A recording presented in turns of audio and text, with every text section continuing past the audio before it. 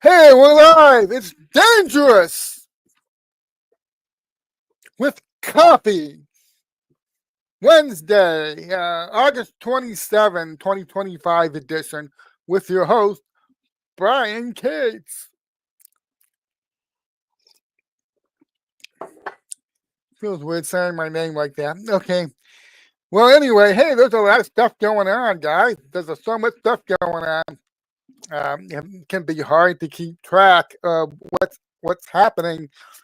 Because while a lot of times when I'm writing my columns, I'm trying to stick to one subject. There's so much stuff going on. I keep having to incorporate new developments, and well, halfway through this week, a lot of stuff has already gone down this week. The cabinet meeting yesterday, there was a lot of interesting things that were discussed. That was the seventh cabinet meeting in 7 months since the Trump administration after got going, So we're like you can't really count January, because he's not inaugurated until January 20th, and then how much can you actually do in 10 days? So January I don't really count that much, but if you start counting the months in February, February, March, April, May, June, July, August, 7 months. So it's becoming clear that there are regular monthly cabinet meetings going on in the White House, and the level of access that the press is getting now has got to be melting their brains. I mean, if you look at, I commented in this column that I did. Let me make sure I drop the. Let me make sure I drop the link in the chat so you can see it. I did a column where I talked about how Trump is literally drowning the fake news media within the kind of access that it has never had to a president before. And they don't quite really know how to respond to this. So that's the Rumble chat. Let me make sure I drop this in Telegram in case somebody came over from Telegram. And then I'll drop it on. Okay, getting a note from my brother. Audio noise canceling. It's garbling the first word. Okay, when I speak, it says I'm coming across kind of garbled. All right, I'll try to figure out what's causing it, see if I can address it. Trump is drowning them. And I'm using that word deliberately, the word drowning. It's up in, when I started following politics back in 1988 was the first year I really got into it. That was the year of George Herbert Walker Bush and Michael Dukakis, and we all, the most prominent image that came out of that campaign was, of course, Dukakis in the tank, and how that backfired on them. Well, 1988 was a long time ago, and one of the things that the people who've been in the White House ever since I started following presidential politics, it was Bush the Elder from 88 to 92. Then the Clintons came in, Bill and Hillary, and then they were supposed to be followed by Al Gore, but then we had the 2000 election debacle, with the googly-eyed guy, trying to read those punch cards down in Florida. And so instead of getting Al Gore and all of his hot air, we ended up with George W. Bush for 8 years. And George W. Bush was followed by, thank God, not that no-name asshole. No, he was actually followed by Obama, Barack H. Obama, who, of course, was supposed to be followed by the witch. That's when, when Obama left Her Majesty was supposed to get her long-awaited coronation, and it didn't happen because this prick from Queens, this jerk, this real estate mogul, decided he'd go ahead and run for president after talking about doing it for decades. And so we get Donald Trump. But one thing I've noticed all the way from the Bush the Elder all the way to Biden, and this was true even in Trump's first term. I mean, you know the point I'm making. Even Trump in that first term did not give the press the kind of access it is being granted now. Okay, well he will sit there and literally, like he did on Monday, he will sit there and take questions. He did it 2 separate times yesterday. He did it for the press conference for signing the executive orders. He did it again at the cabinet meeting. I mean, it was like over 2 hours. They did it on wasn't the cabinet meeting. The cabinet meeting was yesterday. He did it for the executive order press conference. Oh, and when the president of South Korea did his official White House visit, and he sat down with Trump in the Oval Office. And then I spent another hour taking questions from the press.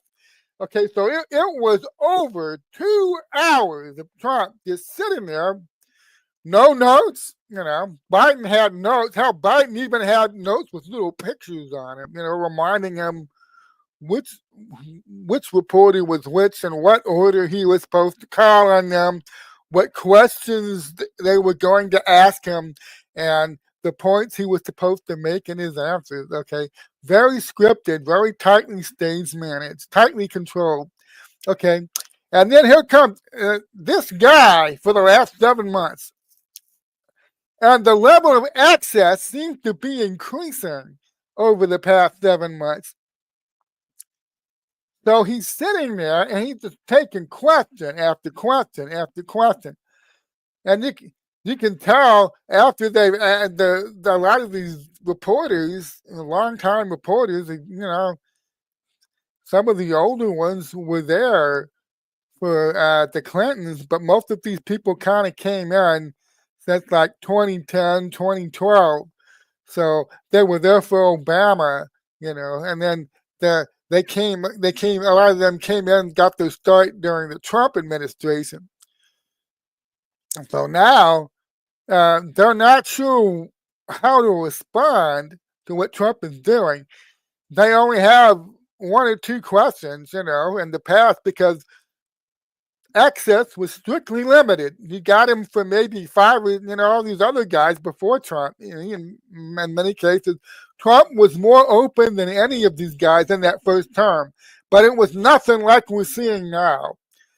But you only had the president for like 5-10 minutes, and then off he goes. The idea he would sit there and take questions from you for an hour and a half, 2 hours a day. That's just like, what? I mean, this would be like living on a different planet for many of them. And I'm watching the reporters' faces while these press conferences are going on. You can tell how because I read body language really good. I've been deaf since I was a young child, and you learn how to, compensate for not having any ears. You find other ways to compensate for that, and you become, like many deaf people, are excellent readers of body language. And you can see the longer these press conferences go on, the more uncomfortable the reporters are getting, because they're getting to the point they don't know what to ask him. It's like, he's here, he's right there. What do I ask him? And they're struggling to come up with good questions. I'm going to go into some of the reasons. I'm going to read a column I put up yesterday, but I'm going to go into one of the reasons right now Trump is doing this. He's forcing them off their script. You see, when they had just a tight window, you're going to get them ask maybe 1 question at best, 2, and the editors are giving them a script to follow. Here's the question we want you to ask Trump to make him look really bad. See if you can pin him down. See if you can embarrass him. See if you can get him to lose his temper. So they're following a script, and it's a very tight script. They're only going to get to ask 1 question, maybe 2. And so that's what they're focused on. The best way to ask this question is see if I can get Trump to lose his shit. Okay?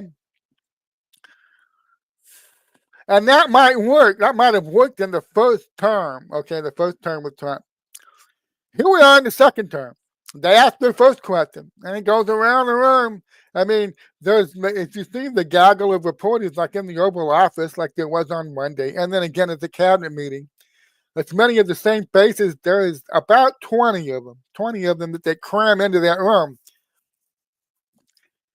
And you can see him going around the room, and you notice a lot of these reporters are getting to ask more than one question. Some of them are getting to ask more than two questions. Trump spends time on them. What he's doing is he's drawing them out and he's getting them to go off the script. He's getting them to go off the script. I have just one question, main question I want to ask him. And I have a backup question in case I get to ask him the second one. And then what? What if he's going to sit there for an hour and a half at one press conference, and then another hour at a different event later? He's just going to take all new questions. But you only had two scripted questions. Now what are you going to do? He's sitting there looking at you. Do you keep going? Well, hell yes, a lot of these reporters, they want to keep going. So they're trying to come up with new questions to ask him, and they're going off script. And there's two things that happen when you force somebody off of a script. One is, okay, their minds are allowed to roam free, and you're not hearing from the editors anymore. And I noticed this yesterday, some of the questions they asked them, once they got that main one question out of the way, and maybe their backup question, they start asking him what they really want to know. Instead of the politicized question, here's the politicized bombshell question. We want you to whoa at Trump, you're going there with like you from the Wall Street Journal, New York Times, or whatever.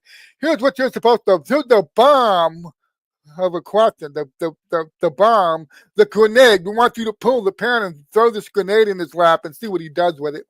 Okay, and they'll spend maybe the first 20 minutes, 15, 20 minutes. We'll go around the room taking the questions, maybe the first half hour. And then what happens? Well, they've run out of their scripted questions. They ran out. And they're like, well, shit. Now what am I supposed to do? What am I going to ask him now? He's still here. He's still talking to us. Maybe I should ask him about the crime in D.C. You see that point that he made a point yesterday of addressing one of these reporters that had been attacked in D.C. and got her to talk about how much safer it is in D.C. for the last week and a half or so since he federalized the city and brought in the National Guard and he federalized the police. He's cracking down on the crime.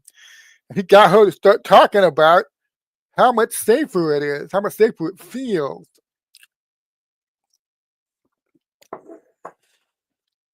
There's a lot of wisdom on what Trump is doing. Of course, one of the things I've learned about in the years I've been following politics is how worthless the political consultant class is. They've never encountered anybody like Donald Trump. Political consultants will tell you, you have capital, you have leverage based on your limited access. You force people to get access to you. It is valuable. You can make them do things to get that access. And every political consultant that I've studied since the 80s, since 88, I've been screaming in Trump's ear, what are you doing? What are you doing? You're taking one of the most valuable assets you have and you're just giving it away. You're giving away your access. I still see people that are trapped in the old political style consultant way of thinking. I don't understand why Trump's going on Fox News after what they did to him in Arizona. I don't understand why Trump is sitting down with that Welker chick after what she did at that debate. I don't understand. I don't understand why he's doing that. Because that's political consultant thinking. Okay, I've actually had to unfollow some of these people that I've followed a long time, the posters and some other people, because they're so deeply trapped in that style of thinking. When Trump agrees to be questioned by this reporter, he agrees to do a sit-down interview.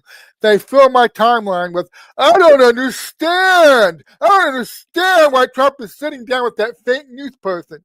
It doesn't make any sense. I don't understand. Well, I understand. Let me explain it to you. He's forcing them to go. They have a script. When you watch these interviews, he has perfected the art of forcing these people to go after a script. That's why he sits down with somebody like Welker. Hell, he sits down with Chuck Todd if Chuck Todd would have him on. He forces these people off their script, and they make revealing comments and make revealing statements. He's doing that in an expanded fashion in the White House now in the second term. When he comes in there, he sits down and he literally will take questions for an hour, hour and a half. And then the political consultant class will be screaming, you should leverage access to yourself. You should get favors. You should make people jump through hoops to get this kind of access to you. Why are you just giving it away?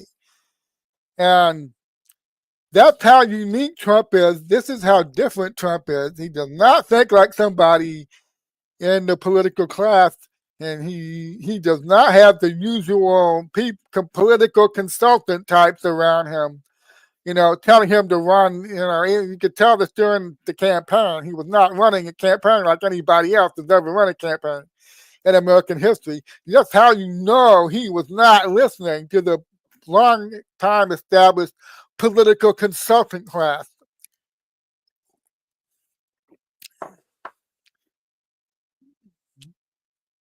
Both times he faced primary challenges. He didn't face one in 2020, but 2016. Think about how many people were in that field. Well, there were 18 at one point, 16. I forget. It was a lot, and people said this is the deepest, most experienced, richest field of nominees for the GOP presidential nomination we've ever seen in American history. That Trump guy, well, he won't last long. You've got governors, you've got congressmen, you've got senators, and people like that. The people who actually have executive experience, are running. So obviously, Trump is just doing some sort of publicity stunt here, which wasn't my take at the time. Okay, and he ran through that field like a knife through butter. I mean, he destroyed them, and all those people. Rick Perry, Scott Walker, Bobby Jindal. Do you even remember that Bobby Jindal? Yeah, I mean, you remember Bobby Jindal was in that. The Hewlett Packard chick. Okay, they were all listening to political consultants. Ted Cruz. They were all listening to the political consultant. He absolutely butchered them like hogs. Okay. He just ran through that field like nothing I'd ever seen before in my life. And like my brother will tell you this, I watched that with mounting horror. I don't understand it. I don't understand how. At the time, I didn't understand it. I don't understand how he's doing this. All these people are governors. They have executive experience. He's a beginner. He's an amateur. It's the first political campaign he's ever run. How is he doing this? Okay. Because I'm thinking about this conventionally, being somebody that followed every campaign from Bush Dukakis all the way through to Trump versus the witch in 2016. How is he doing this? My God, this is a disaster. Oh my God, we're going to give the GOP nomination to this prick from Queens who only did this as a publicity stunt, and now he's like the dog that caught the car. He won't know what to do with it. Okay, but this is how people that are enmeshed in standard type of political thinking, this is how they view Trump in 2016. And he's completely smashed those standards about how you're supposed to go about doing that. All the political consultant wisdom, okay? And here we are, it's his second term. He'll sit down and talk to the media for 2 hours a day. Not all at once, he'll break it up. Sometimes he'll do a presser in the Oval Office. He'll take questions for an hour after he's done making his statements or signing the EOs. He'll do an official visit later that day. He'll sit and take some questions from reporters for another hour. And then he'll be going somewhere and he'll stop on the White House lawn and let the gaggle of the press form. And he'll take a couple more questions. I mean, you've got to understand how unusual this is. This is not normal. We have never seen this in the White House, what we're seeing right now. A president allowing this kind of access for hours every day. Whereas before, especially back in the day, they had Reagan in the second term, and you had the Bushes, the Clintons, the Bidens, the Obamas. It was like, okay, you may get 5 minutes with him. 5 minutes. You better make it count. You only get 5 minutes. You better ask good questions. We're in this at any time. I mean, how many times do we get used to Biden coming out to make a statement, and then either one of two things happen? He just turned and strolled off without taking any questions whatsoever, or he took a question or two, but when a reporter asked a bad question, the staff swooped down and ended everything and forced the press out of the room. I told Biden to leave, and he left. We got so used to seeing that, didn't we? Well, we got used to watching that happen. Limited access. You have him for maybe 5 minutes, and then he's gone. But so why is Trump doing this so differently? Why is he doing it differently from every other president that we've had in recent years? Well, because he's doing some pretty revolutionary things. He's doing some pretty radical things. He needs to make sure the public understands in depth not just what he is doing or what he is planning to do, but also why he is doing and is planning to do these things. The public must know, and not only must the public know, the public must overwhelmingly support what he's doing and what he's planning to do. I have to support it. And I talked about in my stream, I believe it was last Friday, a lot of people think all you need is the position to have the office. Oh, you have the authority. You can do whatever you want. Go ahead. Give that order. Give that order now. Make it so. Make it happen.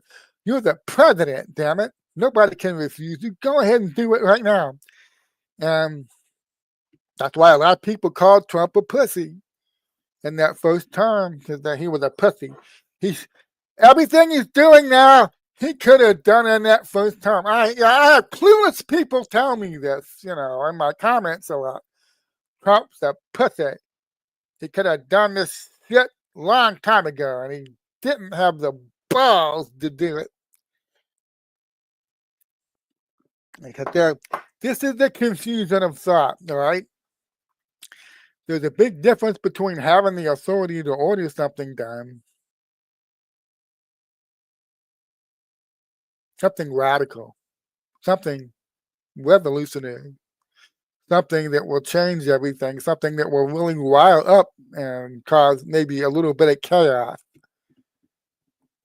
There's a difference between having the authority to give that order and being in a real position where you can give that order and survive it.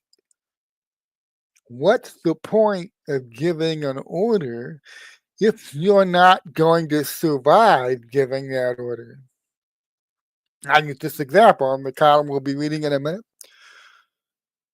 What stopped Trump in that first term from sending in the U.S. Marshals or the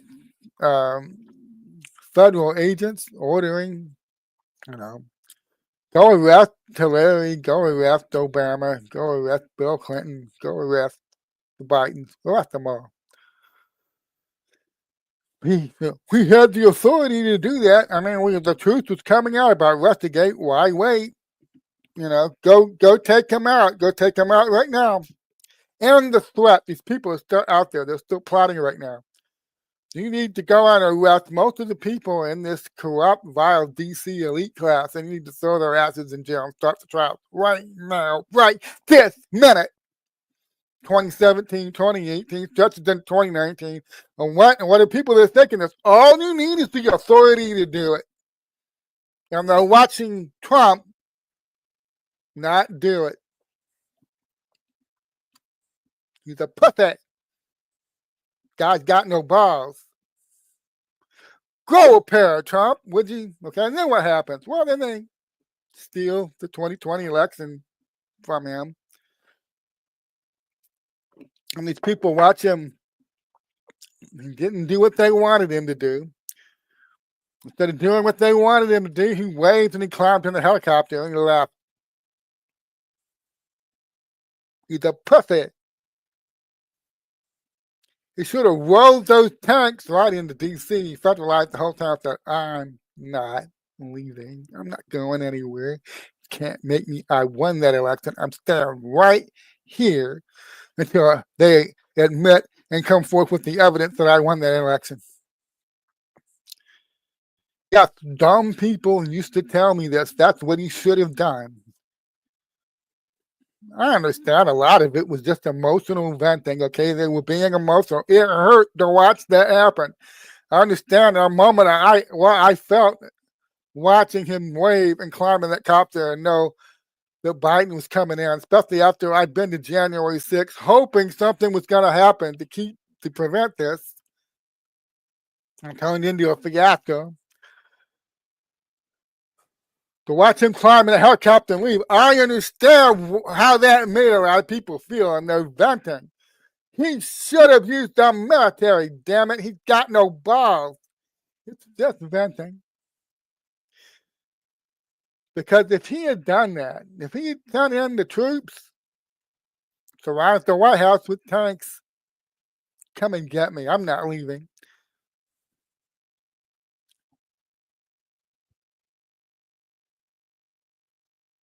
Did he have the authority to give the order? Well, yes. Yes, he could have done that. I suppose he could have done it. Would he and MAGA have survived his doing that order, giving that order? Well, no, I don't think so. I honestly do not think Donald Trump would have survived. Maybe not even, physically, but certainly politically as president, he and MAGA, that would have been it. That would have been the end of everything. If he resorted to military force during the transition period in 2020. That's what a lot of people say they wanted. They were very disappointed he wouldn't do it. He would not give the order.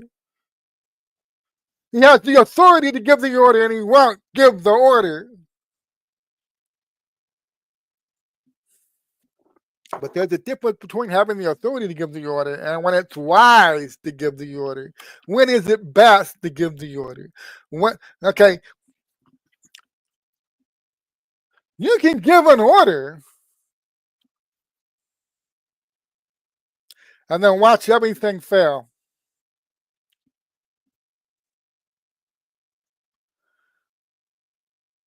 That's the best way to say this. There's two different thoughts I'm drawing out here in my head right now. Give me a second. It's not just having the authority to give an order. It's knowing when the timing is for the order.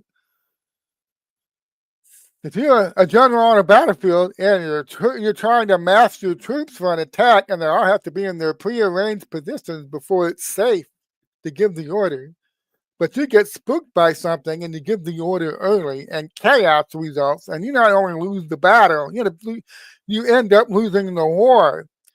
Now, you're the general. You have the authority to give that order at any time, but did you give it at the right time? Did you give it at a point where you gave the order and there was a chance it would succeed? Is that what you did? Okay. There's two things then. It's not just having the authority to give the order, it's knowing when is the right time to give the order. Where when you commit resources and you commit your personnel, your troops, you commit your people to doing certain things, will they succeed? Have you amassed enough resources? Is the enemy now weak enough at this point that they can't fight you off? Because if you go early, you give that order, you have all the authority to give. You give that order too early, and the enemy's still stronger than you. They're more dug in. They're more entrenched. Then giving that order was a really stupid thing to do. It would be a stupid thing to do. Because it's like, even if it's a 50-50 proposition, we might be able to root them out. We might not. Let's go ahead and give the order anyway. I have the authority to give it, so let's do it right now.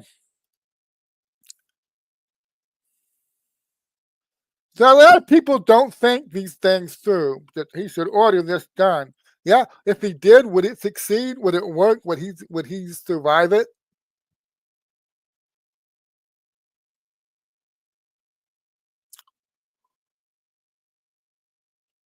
That's the real question every general had to face. All right, yes, I can order this attack at any time.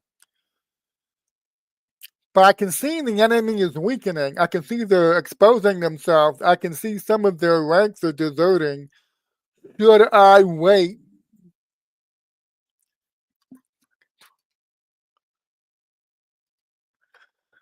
And this is the kind of thing you have to plan out. You have to plan this out.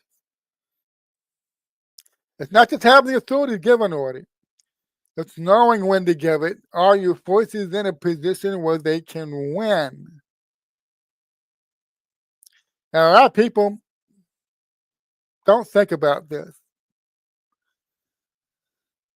So Trump didn't give the kind of orders they wanted. Oh, sure, he's doing it now. He's doing the kind. Man, I'm really glad he's doing it now. But why didn't he do this 5, 6, 7, 8 years ago? Well, would any of the things he's successfully doing now have been successful if he had attempted to do them 5, 6, 7, 8 years ago? That's a very debatable question when you stop and think about it. Would Trump have politically survived federalizing D.C., federalizing the police, and sending in the National Guard? You have National Guardsmen from 19 different states right now. So far, going to D.C. to help Trump out, help a brother out, help Trump out up there in D.C., getting that crime thing under control. They're starting with the easiest types of crimes to control in Washington, D.C.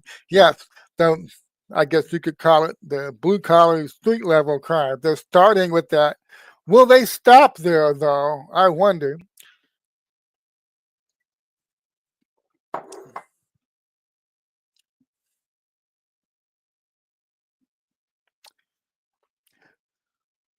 So Trump is drowning the media in access. He has several reasons for doing that, but chiefly is that he needs to explain himself and that he knows the American people are watching these press conferences. It's the summertime. People are usually tuned out. They're at the beach. They're watching baseball. They're out there doing things, taking the kids to the sporting events. And especially after an election year, everybody's tired of politics. In the normal course of things, as I watch political events unfold from 1988 all the way to January 2025, people get tired of politics and need to breathe. It's like, okay, I'm checking out. I showed up to vote. I paid attention to some political ads for a couple of weeks, in September and October and November, and I voted, and now I'm checking out, and I'll check back in again when the next election campaign starts. I start seeing political commercials on my TV. I'm checked out by, okay, and that was completely normal. That was normal, okay? But look, I mean, the ground has really shifted. Trump has changed the game. More and more Americans are paying attention to the political news and what's going on all year round now. They are engaging. They're engaging again. And this is exactly what we've needed. We needed people engaging and getting involved and paying attention. Because a lot of this shit they've been doing to us, you need a disengaged citizenry to get away with it. You need a citizenry that can be manipulated and propagandized by fake news, by the fake news media matrix. You need them asleep. You need them just watching the sound bites on the evening news so you can influence them and deceive them. Okay, but when the citizenry wakes up, and millions of them start engaging. And this is what Trump has been inviting people to do. At these rallies that he goes to, he's inviting people to get involved, to get engaged. And then now that people got involved, they got engaged. They gave him an overwhelming election victory after all that shit they did to try to destroy him. The people got him back into the White House, and he is giving them, the people, it's not just the media, he's giving the people an unprecedented level of access and transparency as to what he is doing, what he has done, what he is doing now, and what he intends to do in the future. He realizes a lot of this stuff is radical. Yeah, we might be having to go into Chicago, New York City, and Philadelphia, all these places where these Soros guys, are basically enabling, nurturing, and fostering crime waves in their city by refusing to have a sane criminal justice policy in these cities, and they're just letting the criminals out over and over again. They have all this money for all their other pet projects, but they can't keep the criminals locked up. Trump's actively leading the country into having this conversation right now. So he needs, the purpose behind the unprecedented level of access. I'm going to just go ahead and go into the column that I wrote. I'll have it up here in a second. He's striking like the fastest animal on the planet. Yes, he is. And let me take myself down there, okay, in the corner. So this is the column I published yesterday. And by the way, I hope you all subscribe to my newsletter. You can see, I don't know if you can see the URL there. Let me check real quick. Yeah, you can see it. And that's my Substack. I have almost 300 different posts up there.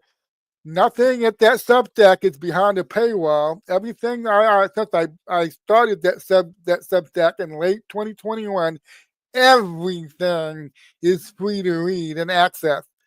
All my coverage of all the events from about October 2021 to the present day, you can access all of it and read it for free. I am completely supported by voluntary subscriptions. Okay, you don't have to pay anything to get access, but there are people who go that extra mile and they support me with basically they're donating money every month, $5, whatever it is. They volunteer to do a paying subscription, and this is how I support myself. So I can do this kind of thing full time instead of having to get a real job. Okay, so here's the column I put up yesterday. I am, of course, basing the title off of that really fun tweet that Trump made. Move slowly and silently, and then strike like the fastest animal on the planet. He did a tweet like that that people quote very often. So I think this is a good time to bring that out and use this as a title. And then I said they keep trying to get out ahead of him, but it's futile. And this is amazing because even with all the access he's giving the press and he's explaining a lot of things to them and he's defending a lot of things to them because, of course, it's the fake news and they're trying to spin everything he's doing as criminal or a disaster in the making. And so he's defending a lot of things. But there's a lot of other stuff he's not telling them. And you can tell, you can see with some of the questions they ask him at these press conferences, they're trying to feel him out. They're trying to get him to spill the beans about what he's planning to do on some things in the future. And he gives very evasive answers if he's not willing to talk about that yet. So they keep trying, trying to figure out where he's going so they can get out in front of him. Maybe set up a couple roadblocks, a couple ambushes, minefields. And Trump is not dumb. Trump is very clever in how he's handling these questions. Some questions, yeah, he's willing to talk about that. He says, yeah, it's time for people to understand what I'm trying to do here. And he'll go into a long answer. But there's other times they ask him about other things. He doesn't give a detailed answer. He's evasive or he changes the subject. So he's careful with, even with all this access, he's not being a loose blabbermouth, is what I'm trying to say. He's being very careful what he lets them know.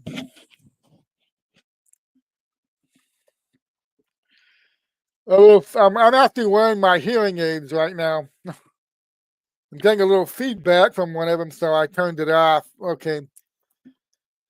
And I made this meme about 2 months ago.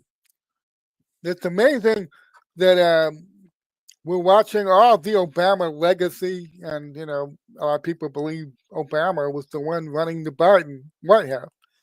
We're watching hope fade. Hope is fading away, and this guy is replacing it. I watched the event that unfolded yesterday with amazement. Trump is literally drowning the fake news media with access and transparency. And they have no idea whatsoever how to effectively respond to that. Because we don't have a real press in this country, at least not so far as the big money mainstream media goes.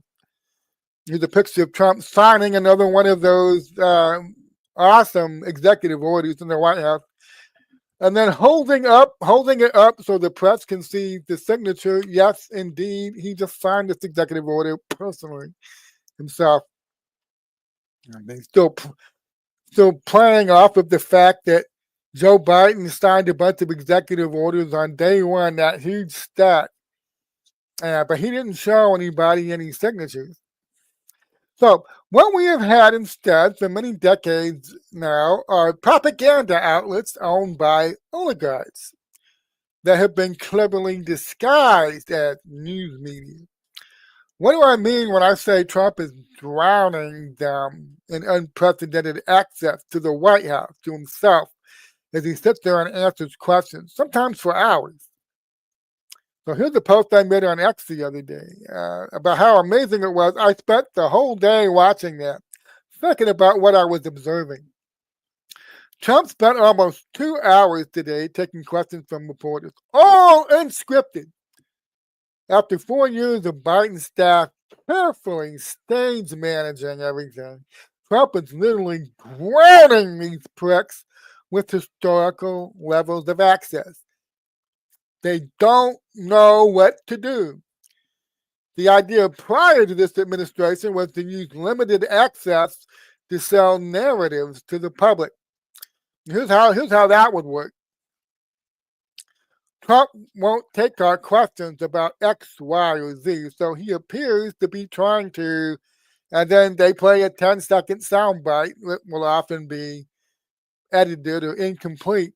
So this is the out of context shit that the press has turned into an art form, okay? And they did a lot of this shit during Trump's first term. Play a soundbite, Trump refusing to answer a question or not giving an answer that they liked, and they play you a 10-second soundbite, and then they spin it out of context.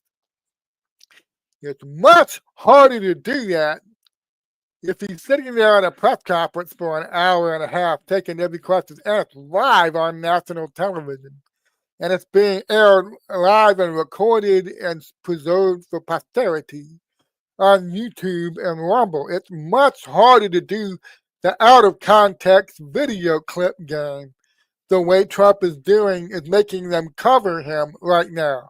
They can't say, I mean, if he's sitting right there, they come in for and the press conference is dragging on to 40 minutes. Well, we're all out of questions. Bye, and they leave.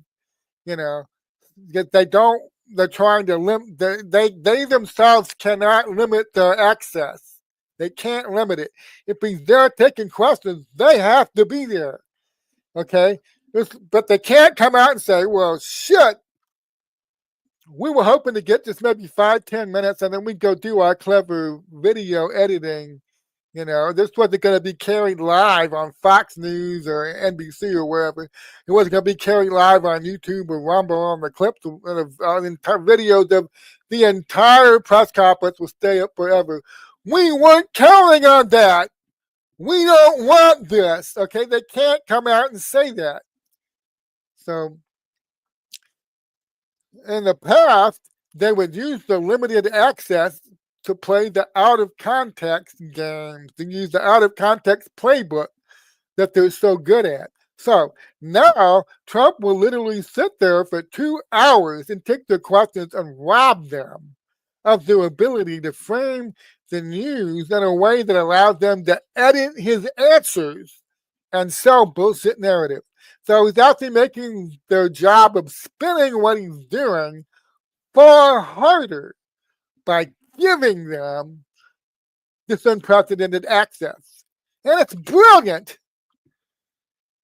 They can't cleverly edit shit because the country is invested in this and they're watching it unfold in real time. There's a strategy between, like with the cabinet meeting yesterday. Well, they had the chyrons up for over an hour and a half before it started. President Trump holding 7th cabinet meeting of his new administration soon. People see that and it goes viral on social media. And then millions of people who otherwise would not tune in and watch that damn thing live. Okay. It does the same thing with these announced press conferences. That's why Trump announces in advance, "I'll be doing an event tomorrow." He uses Truth Social to get that out. Dan Scavino. "I'll be doing an event tomorrow at 10 a.m. And he built the anticipation for it because there are millions of people, millions out there that are engaged now, that are paying attention. And I think, Trump is having a press conference tomorrow morning, 10 a.m. I'm going to tune into that. And it's amazing how the ground is shifted from when I started following how these things were done in 1988.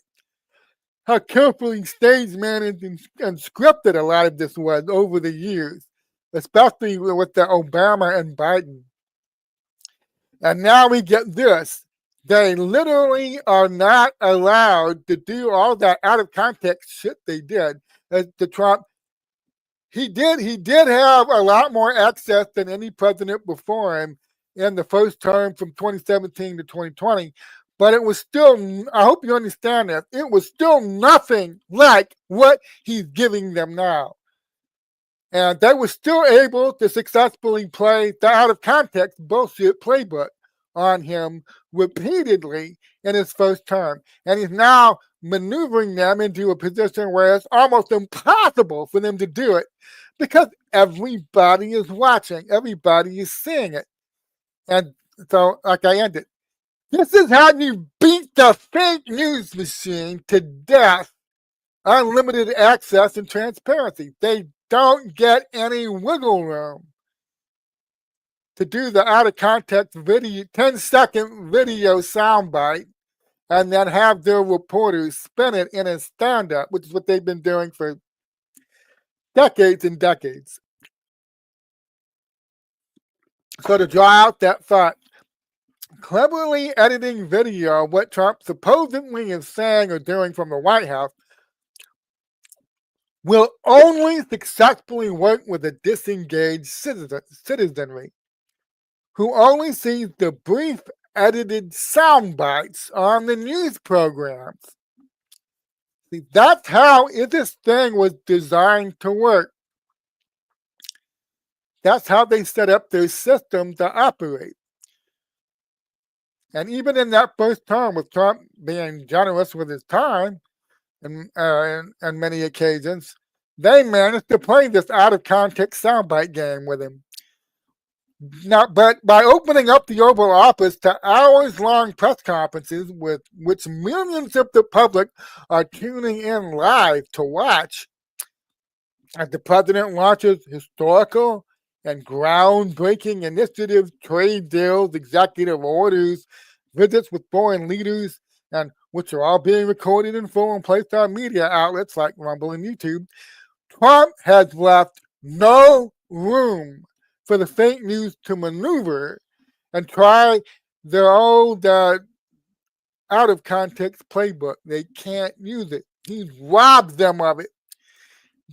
It's the most effective play they have in their playbook.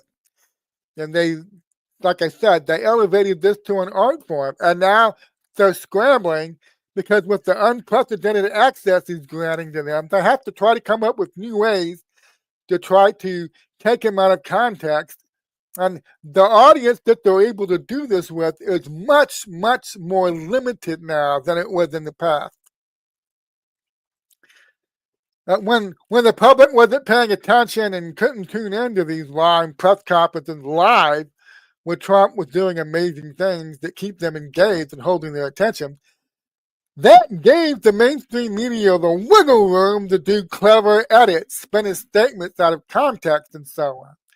So he is not giving them the option to do that now. And that's a beautiful thing. Here's a picture of one of the cabinet meetings, one of the 7 cabinet meetings.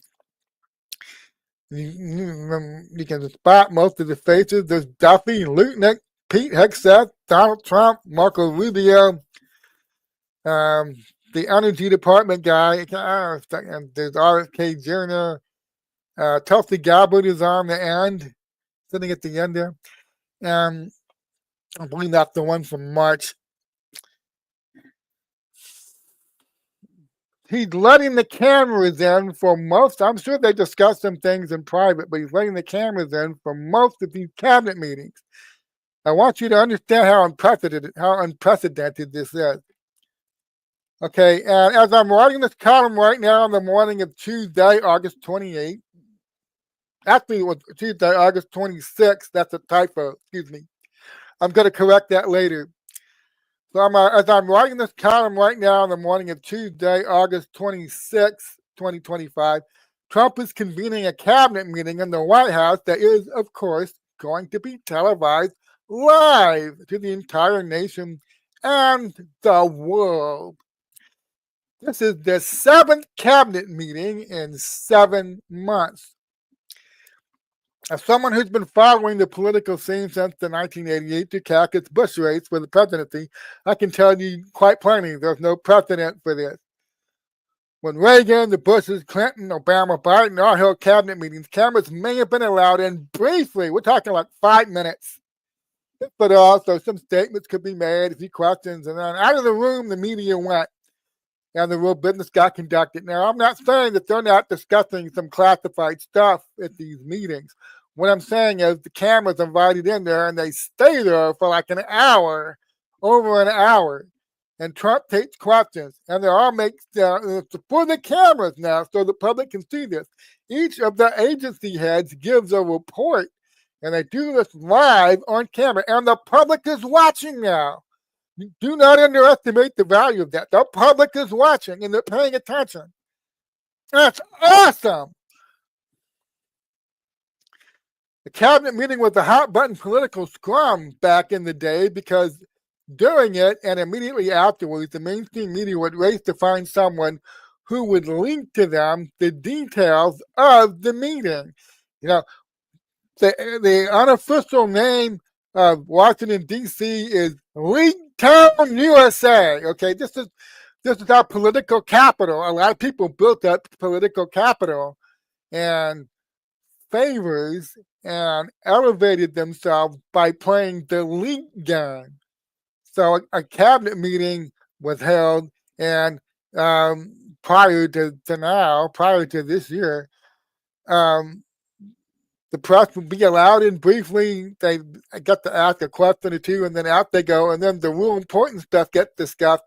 And immediately, all those reporters start scrambling to find either calling the sources they already have, or they're trying to develop new sources to get somebody to link the details of what was actually discussed in that cabinet meeting once the press left the room. A lot of reporters out there built their career on claiming they had a successful source either in that meeting or close to it that was able to share the details, share the deets with them. And this is how the game was played for years. And now Trump is making it so they can't, it's a lot harder to play this game than it was in the past. So talk about taking all the fun out of it for the fake news. He's just showing everybody live on TV, for crying out loud, what they're doing. Because that's another thing that the press would do. With the leak game, you got to understand this. I've talked about this many times. There are several types of leaks that the media makes for different reasons. A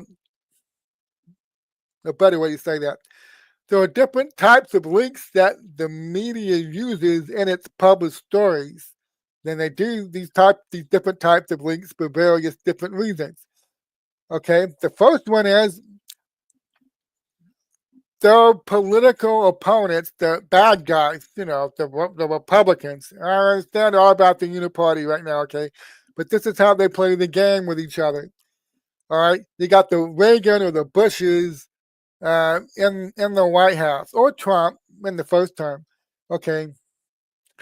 And they want to publish a story supposedly of what was something that was supposedly discussed at the cabinet meeting that the public will not like or will make Trump look bad or make the GOP president look bad.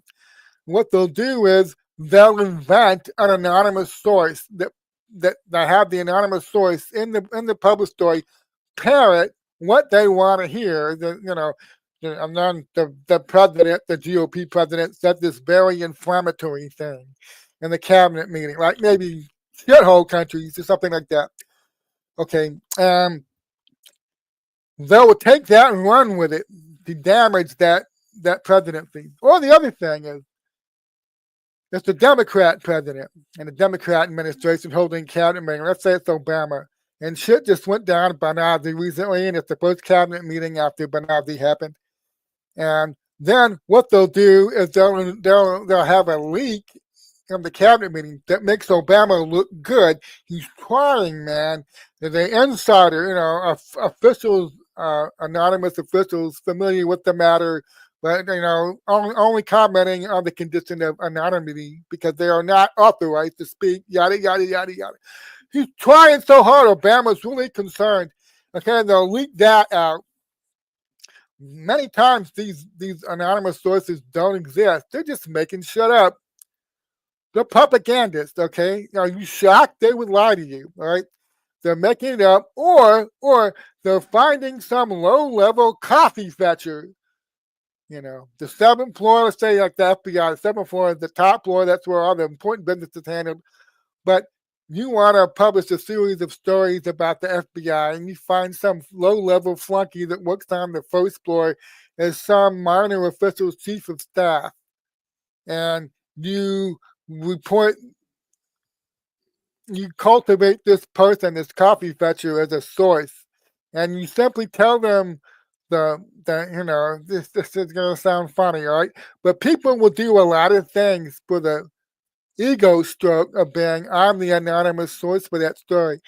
But what the reporters are really doing is they're going to this person and saying, here's the story I want to publish. You actually work at the FBI, so I want to use that. I want to use you as my anonymous source. Just parrot back to me what I want to hear, and you will be my anonymous source, and you will be able to brag to your friends or whatever, and you'll get street cred for this. Okay, and this is how the game is played. This is another way the league game is played in Washington, D.C. I'm about to show you a very famous case of their doing this. Okay. This is if they don't just to make the source up. They go find some low-level coffee fetcher and they elevate that person, who's not a coffee fetcher now. My anonymous source is an important person. They are very highly placed. They are way up there, okay? And they inflate this person's resume. And I'm going to show you an example of they're doing this right now.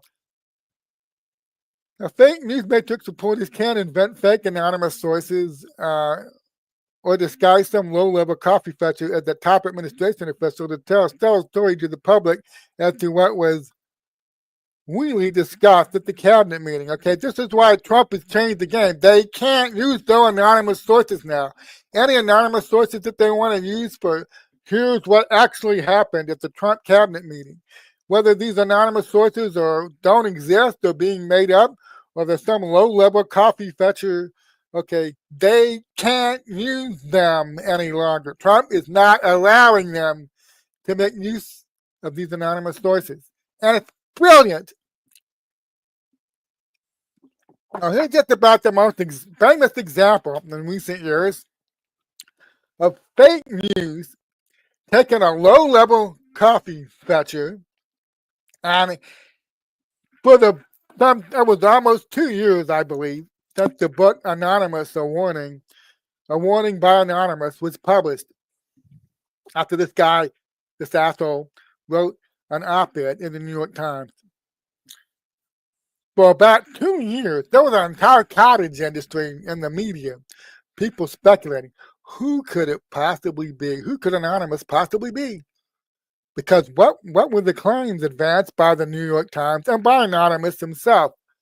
I'm a very high level. I mean, I'm way up there. I'm right at Trump's elbow, and I'm sabotaging him. He has no idea what I'm doing. So a group of us were organized, and we're sabotaging him and sandbagging him, and we're limiting the damage he is doing to our country until he is gone. Okay, and this was the narrative that was sold about Anonymous. He wrote that best-selling book, A Warning. And for 2 years, I followed this closely. I watched endless speculation about who Anonymous could possibly be. Is it Jared Kushner? Is Jared Kushner Anonymous? Is it, oh my God, is it Ivanka? Is it Sean Spicer? Or was it Sean Spicer? Is it Reince Priebus? Is it General Kelly? Could it Mike Pence? Could Anonymous be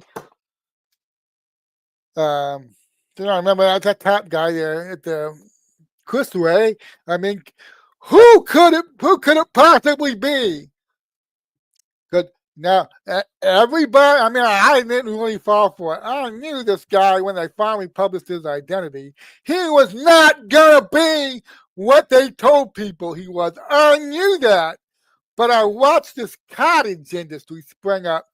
People literally doing right kinds about who they thought Anonymous really was. And nobody got it right. Not a single person. Nobody. And over 2 years of people intensely speculating over who Anonymous could be, said Chad Wolf, Secretary of the Department of Homeland Security, Chad Wolf, Chief of Staff, Miles Taylor. Nobody in 2 years said that. Why didn't anybody say that? Because Miles Taylor, insufferable asshole, was literally a nobody. Nobody knew his name. Oh, that's another thing they told you. You're going to know the name. Like, if Anonymous's identity ever leaks out, you're going to recognize his name. And this shows you how far the bullshit, how high that bullshit was stacked up to sell the fact that Trump was being sabotaged by people in his own administration. Somebody really high up now. You're going to recognize the name. If his identity ever is revealed, you will recognize the name. And that came out finally after almost 2 years it comes out it's Miles Taylor, who was only briefly Chad Wolf's chief of staff at DHS. That should have killed the freaking mainstream media right there. The whole dumb anonymous source thing. That should have killed it right there. But you look around, what is the New York Times still doing? What are all these fake news outlets? What are they still doing? Anonymous officials familiar with the matter, speaking to our reporter on the condition of anonymity because they are not authorized to speak. And they sell you a bullshit narrative based on that. I mean, not nearly as many people fall for this shit as it used to be the case. But there are still a lot of people out there that fall for this. And we brought it over to our side. We now have people in the new media, the alternative media, doing that same anonymous source shit. Where they're saying, just trust me, bro. Just trust me. I got a highly placed source in the FBI. I do. And here's what they're telling me. And they're elevating themselves, and they're playing the same anonymous link games that the fake news does. Sometimes because I call people out for this, people don't have a problem if I call out the New York Times or the Washington Post or CNN or CBS or NBC for using an anonymous source to do something that's damaging Trump. Okay, but when I call out people in the new alternative media and they're doing the same shit to drive narratives that they're pushing. Let me give you an example just briefly before I go on with the column here. I have it on good authority from my sources high up in the FBI, anonymous sources now. Cash and Dan are on the way out. Yeah. They're on the way out. And that bitch Pam, too, very likely. Oh, I'm hearing from this guy. I'm telling you, this guy's really high up in there now. Really high up. And these people are gone. Cash and Dan we be gone soon. That's why Andrew Bailey is being brought in. Dan's on his way out. And they fill people's heads with this bullshit. I watched them fill people's heads with this bullshit for a week. And sometimes when I push back on this shit, I don't believe anonymous sources. I don't give a shit who it is. If it's Charlie Kirk or if it's the New York Times, if I don't care who, it's some big influencer, some new media alternative journalist. You playing the same anonymous source game that the fake news does. I will call your ass out about it. I don't care how many followers you have. I don't care how popular you are. I don't care if the narrative you're pushing is one that a lot of people want to believe. You're not using a real source to promote that, so fuck you.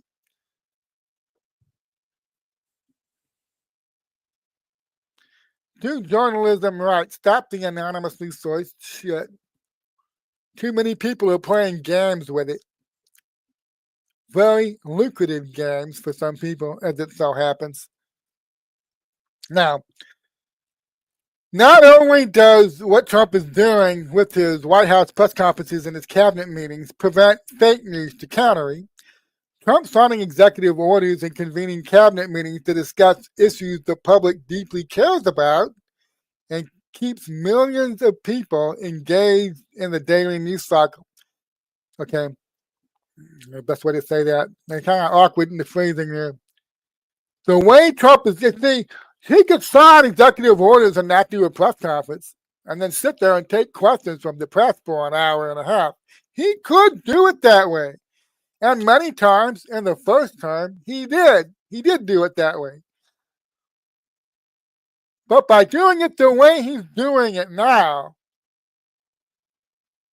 Trump is putting up guardrails And the fake news media doesn't have the freedom to maneuver anymore.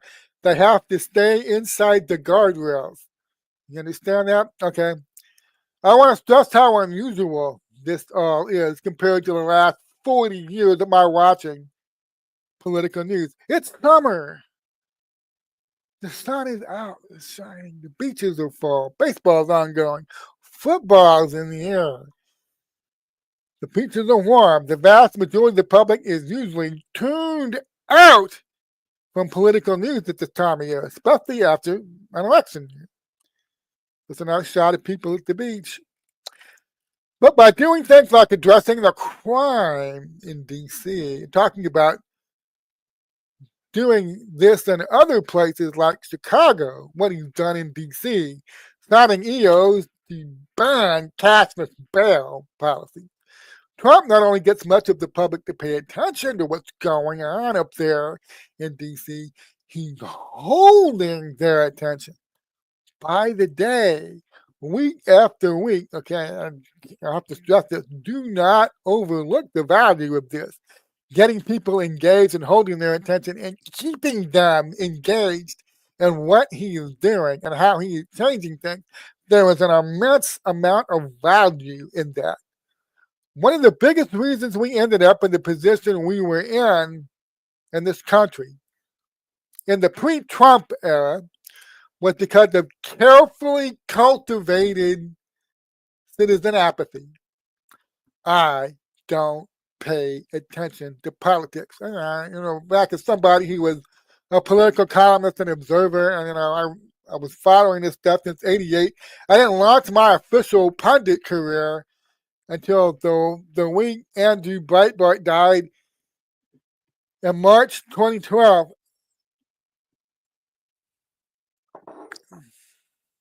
And I go heavily into the political space to start learning about it. And you get all kinds of comments. And one of the most popular comments you get, and it's weird because it's obvious you're on a political blog or you're tweeting out political stuff on Twitter. You get the comment, "Oh, I don't pay attention to that politics stuff. That's boring. I mean, I stay out of that. It doesn't have any value. There's no reason for me to get involved in politics, so I don't care about that." I would get that response a lot. But I understand what's happening there. I understand.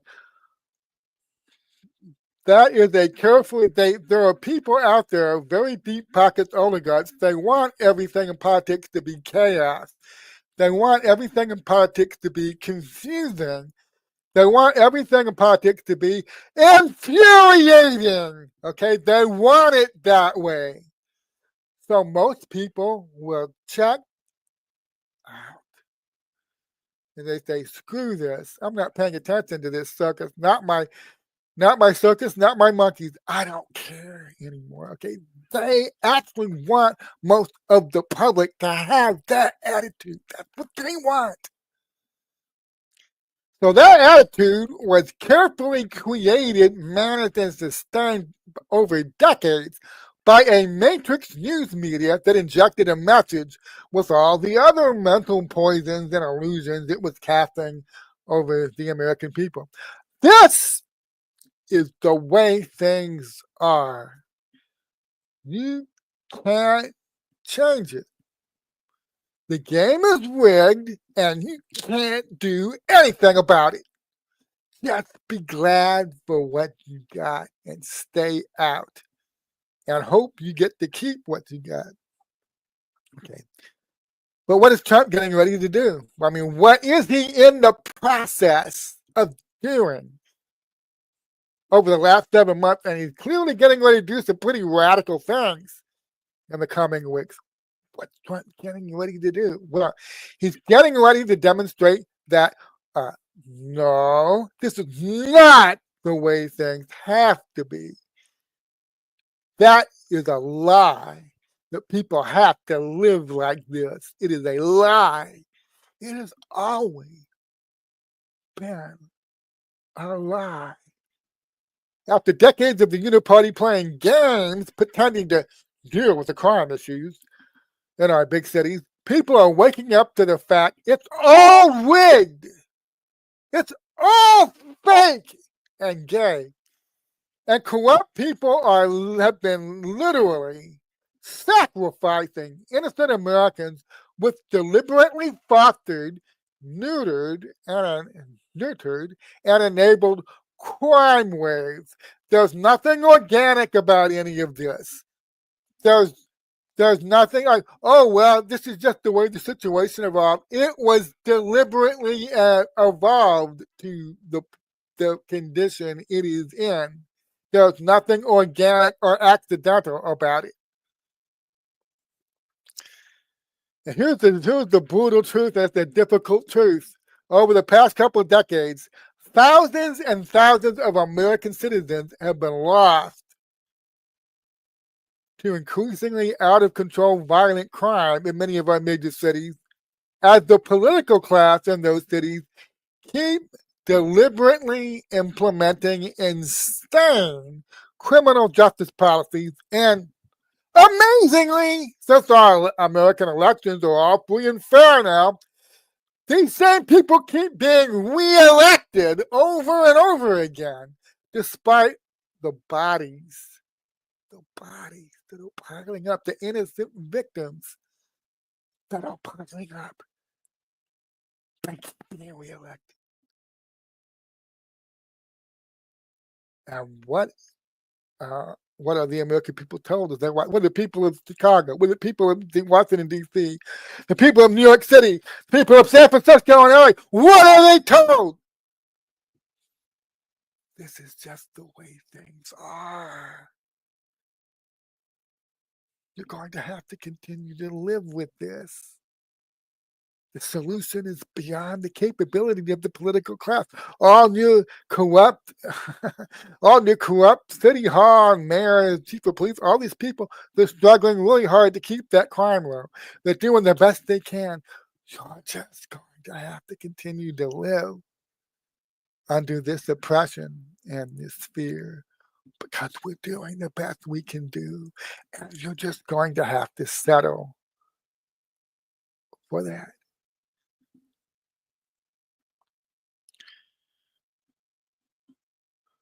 Well, how did you clean up that kind of corruption? Same people keep getting reelected over and over. No matter how much of a crime-infested shithole these cities are becoming and continue to, the shitholeness, that'll work, shitholeness continues to increase year by year. These same people keep being reelected. Though they may change the face of our mayor of Chicago. It used to look like that evil female Norm. It's now been replaced by this big strapping fellow that wears the glasses. But did anything change? Of course not. Nothing changed. So the same type of people with the same type of political ideology to foster crime waves and let the criminals run wild, these people keep holding on to power in these cities. And people are told, you're just going to have to get used to it. Nothing will ever change. The oppression and the fear can never be lifted. You're stuck with it until, forever and ever, amen. Or until you die, whichever comes first. So how do you clean up that type of corruption? Well, let's go through the bullet points.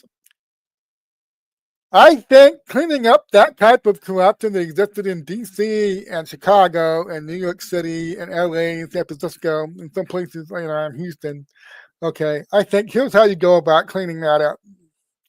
Most of the public, okay, I think it would involve several things that the majority of the public would have to be on board with before you move to fix this crime problem, where all these local officials, supposedly honestly elected now, have been deliberately endangering the public safety by fostering and protecting crime waves in their cities. What has to happen? Well, the majority of the public would have to be on board with, here's point one. Most of the public would be agreeing with the proposition there is no way corruptocrats keep winning honest elections over and over and over again. And like I just said, the top corruptocrat who's mayor, or governor, those faces may change, but it's obvious that they just replace one person that's part of that corrupt system with another. And they all pursue the same exact insane criminal justice policies. So most of the public have to agree. There's no way these people keep winning honest elections over and over again, not what they've been proudly doing to their own cities. That's the first thing the public would have to assent to. The majority of the public would have to assent to that. Point number two, most of the public would be agreeing with the proposition that, for whatever debatable reason, the top political class in their city has been and continues to pursue public policy that is harmful and deliberately places many people in danger. Yes, most of the public would have to agree with the second point. The third point, most of the public would be agreeing with the proposition that if the local authorities not only will not protect their own citizens from violent career criminals, but they are actively crossing land and sea to ensure the present corrupt criminal justice system remains exactly as they have carefully and deliberately crafted it. Those local authorities should be replaced. Yes, most of the people in that city are going to have to agree with that.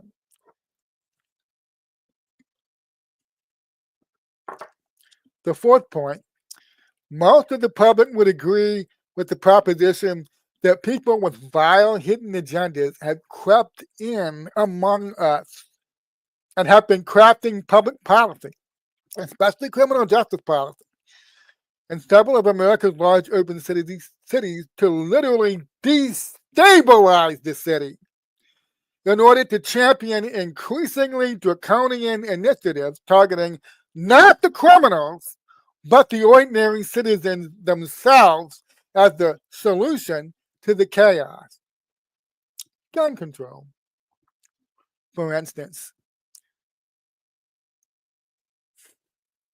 Number five, most of the public would assent to the proposition that if the public safety is being deliberately undermined and sabotaged by their own elected officials in their city for whatever reason. See, you don't have to get into the weeds. We not only have to propose this to stop the undermining of public safety by sending in federal troops or whatever. But before you do that, you have to accurately explain why they are doing this. Why have they set up the city this way before you can come in and change it? You don't have to understand shit. You have to explain it. Here's why they're really doing it. You don't even have to get into that. So if the public safety is being deliberately undermined and sabotaged by the city's own elected officials, for whatever reason, and we don't even need to discuss it, we just need to show that the public safety is undermined. Those officials are a real and present threat, and they need to be removed from office. And order and public safety must be restored until such time as new elections, real ones this time, can be held to replace them. So I've been writing and saying for some time now, before Trump could move and do certain things, he needed a massive and overwhelming level of public support before he could make the attempt. And some people don't want to hear that, or they want to argue. Okay, yeah.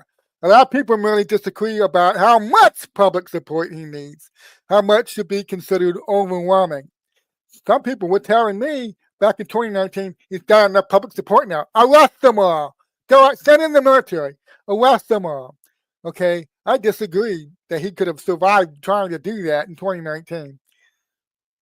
People disagree about how much is overwhelming. Is it when you have 60% of the public? When you have 75% of the public?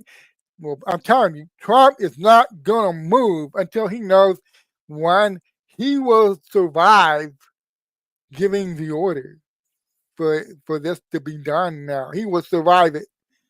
Two, it will succeed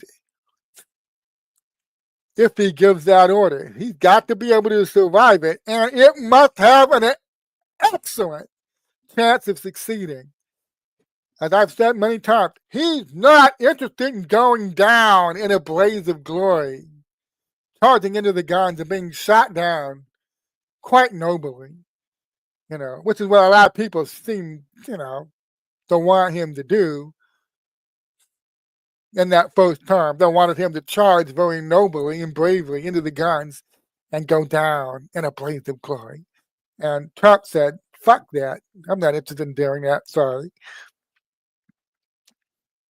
If you thought Trump should have called in the troops, federalized D.C., and rolled the tanks in back in November 2020 through January 2021, then you haven't thought any of this through. Not really. And like I mentioned at the beginning of the broadcast, I understand people are just venting. They're frustrated. It hurt.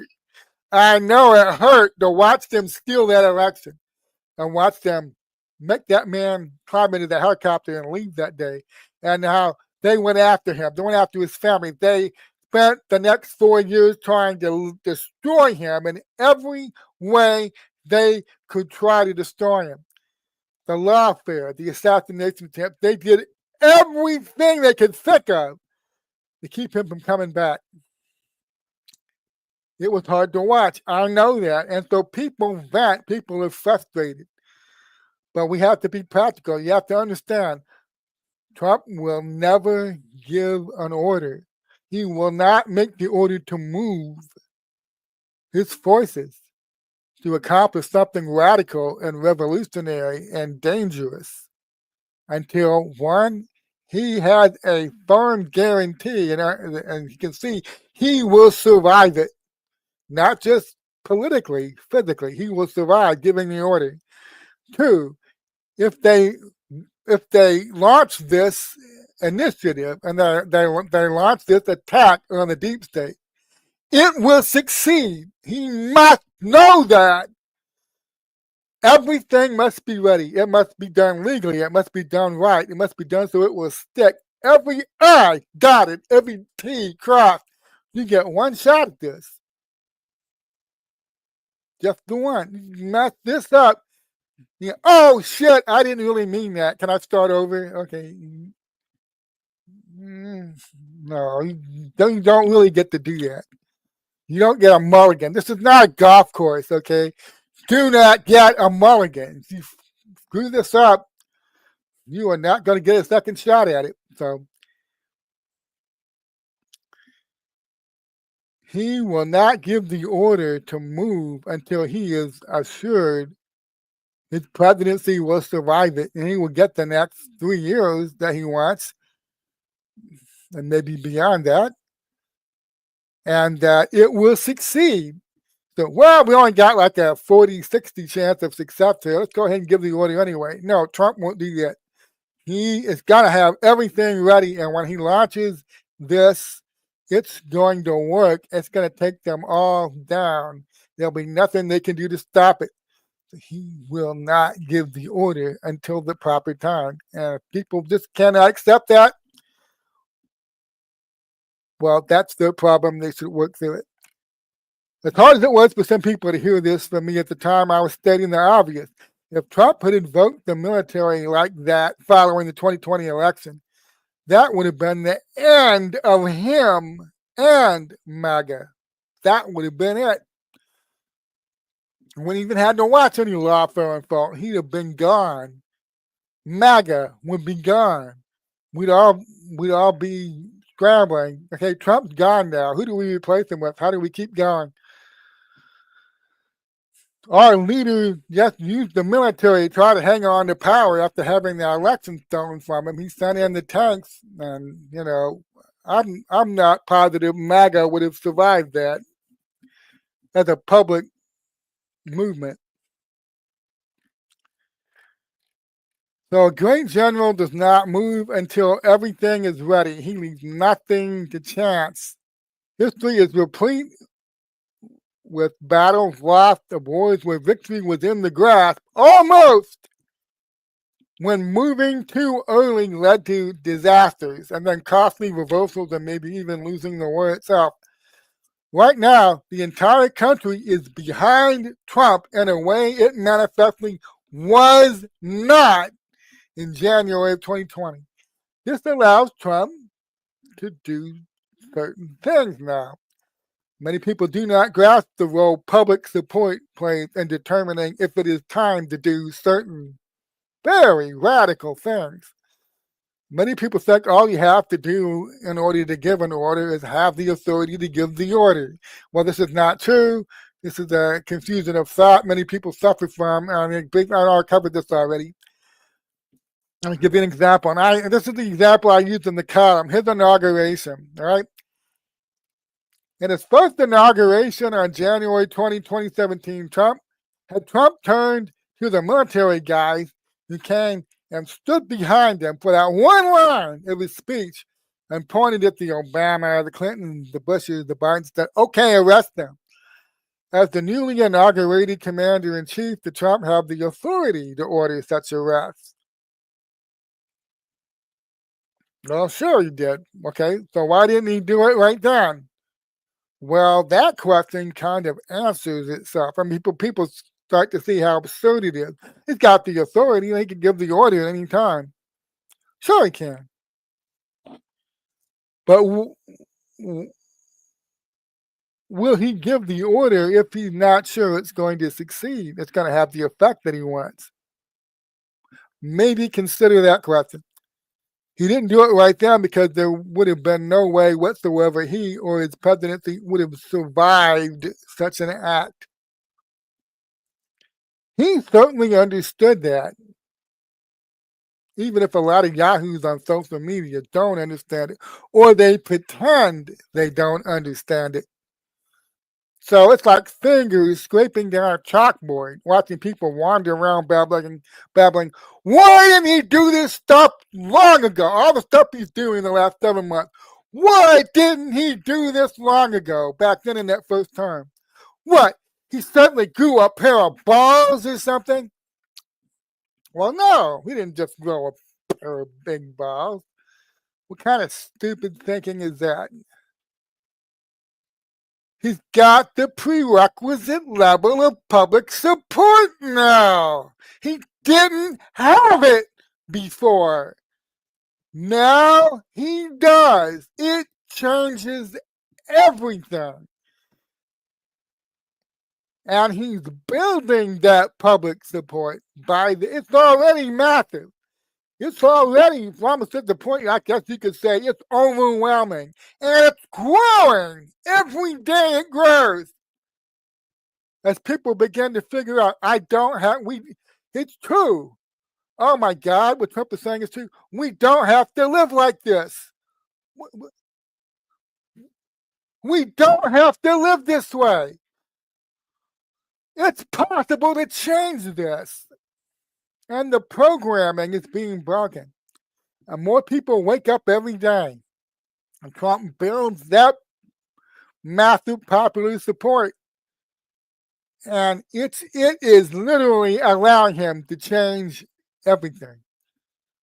And if you don't understand that, or why the public support at that level is important, if by now you simply cannot grasp this, you're probably never going to be able to grasp it. Trump is moving so fast on so many different fronts, and not just domestically either, that his and America's enemies, both foreign and domestic, are really struggling to figure out where he's headed next so they can try to get out ahead of him and set ambushes, roadblocks. But they're failing to anticipate in time over and over again. He keeps surprising them. And that's a beautiful thing. So let me close that down there. Stop the sharing. And I'll come back live. Okay, that's an amazing thing what he's doing. He built his level of support to where it could now be considered overwhelming. When he makes certain radical moves in the coming weeks and months, Like maybe they don't stop with the street level crime in D.C. Maybe some of these federalized people, U.S. Marshals and National Guard and judge advocate generals or whoever, and they end up going beyond arresting street level criminals.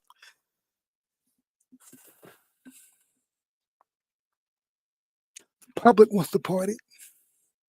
I'm telling you. People see what happened in D.C. and they start realizing, like what Tulsi Trump was talking about at the cabinet meeting yesterday, bone bags found with documents showing how the 2020 election was rigged. And Tulsi Gabbard and her 17 intelligence agencies are going through the documents found in those bags. She's going to be making a report to Donald Trump about it. So when people have suspected, they haven't had any proof, but they've suspected for a long time now that people like the mayor of New York City, the political class that's running New York City, the political elites that run San Francisco, Newsom, people like Newsom, are not really winning fair and free, honest elections. They're not. Everybody kind of knows this. Everybody kind of, okay.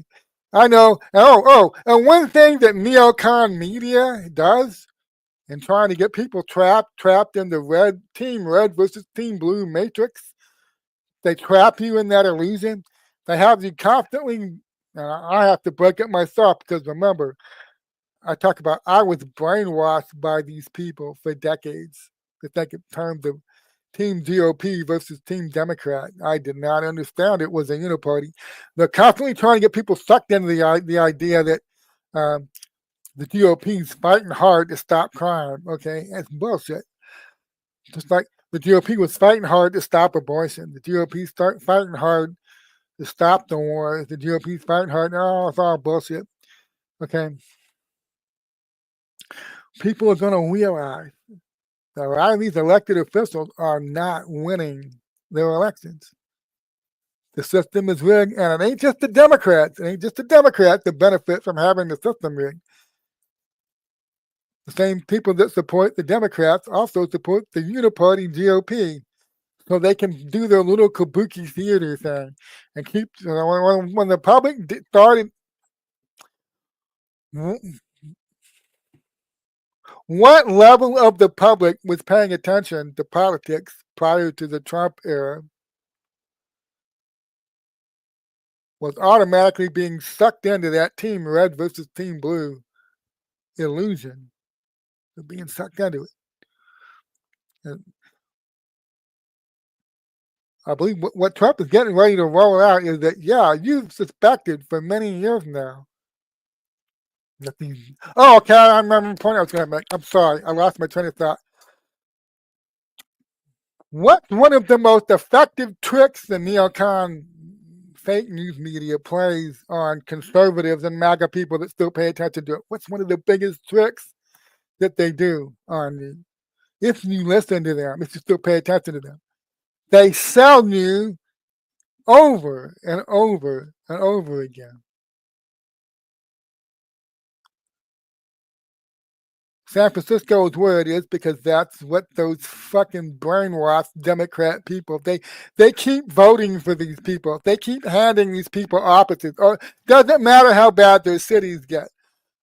The brainwashed Democrat people in that city and in that state keep electing these same people over and over again because they're all committed to the ideology. And they give you this idea that there was widespread public support in these areas for these insane commie Marxist scum Democrats. They constantly feed you the idea that enough people are dutifully marching off to the polls and voting for assholes like Newsom and Pelosi and that guy in Chicago who's bravely nobly standing up to Trump right now. They sell you the idea. The Californians keep voting for these assholes. Okay, they're brainwashed. They keep winning their elections. Okay, this is what neocon media does to you. They convince you. That there's enough diehard unconquerable, unmovable Democrat support in New York City and California and Chicago or wherever, that these vile people keep winning their elections. And that's just a sign of how deeply entrenched the Democrat brainwashing is. And you read National Review Online. I read the Weekly Standard for many years, National Review Online. I watch Fox News, and they sell you this. Those people in San Francisco keep voting for these people over and over again. They win their elections. It doesn't matter how much of a shithole they turn San Francisco into. That base there is so high. The Democrat base, voting base, is so committed. It doesn't matter how bad these people make the city. They will continue sending them back to office. And it's bullshit. It's bullshit. They are rigging the election. They're rigging the elections. They're rigging the elections.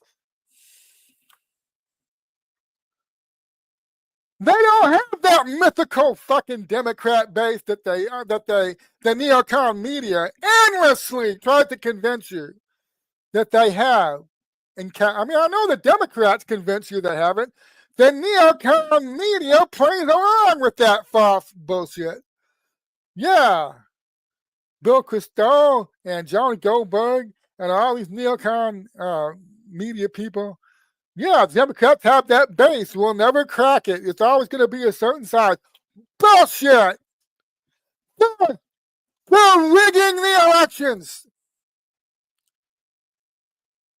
There's a reason they won't clean up the voter rolls. There's a reason they lost their minds when the Social Security Administration fraud was proven. And they started eliminating all those millions and millions of fake Social Security accounts. They're rigging the elections. The Democrat Party doesn't have the base that represents itself as having. That's always been part of the illusion. That's always been part of the fakery.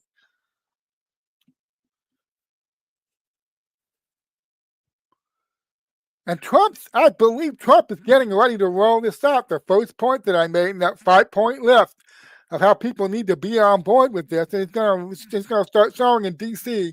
None of these people have been winning these elections. They've been selected, not elected. They're handpicked, and then they rig the elections to put these people in power. And so, no, the voters have not been returning these same obviously corrupt people to office over and over and over again. The elections are rigged.